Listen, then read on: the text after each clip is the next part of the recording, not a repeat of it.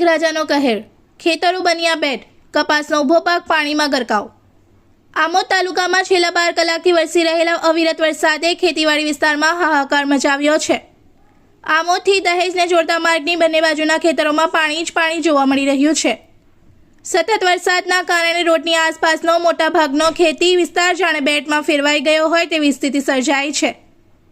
ખેતરોમાં પાણી ભરાઈ જતા કપાસ સહિતના ઊભા પાક સંપૂર્ણપણે પાણીમાં ગરકાવ થયા છે। લીલાછમ ખેતરોમાં હવે પાકને બદલે ચારે તરફ વરસાદી પાણી નજરે પડી રહ્યું છે। મેઘરાજાના આ રૌદ્ર સ્વરૂપે ખેડૂતોના ખેતરોને પાણીના સમુદ્રમાં ફેરવી દીધા છે। સતત વરસાદ યથાવત રહે તો ખેતરોમાં ભરાયેલું પાણી પાક માટે વધુ ગંભીર સ્થિતિ સર્જી શકે તેવી પરિસ્થિતિ જોવા મળી રહી છે। આમોદ દહેજ રોડની બંને બાજુ નજર કરો તો જ્યાં સુધી નજર જાય ત્યાં સુધી પાણી જ પાણી અને પાણીમાં ડૂબેલો ખેડૂતોનો ઊભો પાક। વરસાદનો કહેર એવો કે ખેતરો ઓળખાય નહીં, માત્ર પાણીનો વિસ્તાર જ દેખાય। इस वीडियो को लाइक करें, हमारे चैनल को सब्सक्राइब कर बेल आइकन जरूर प्रेस करें हमारी न्यू वीडियो सबसे पहले देखने के लिए।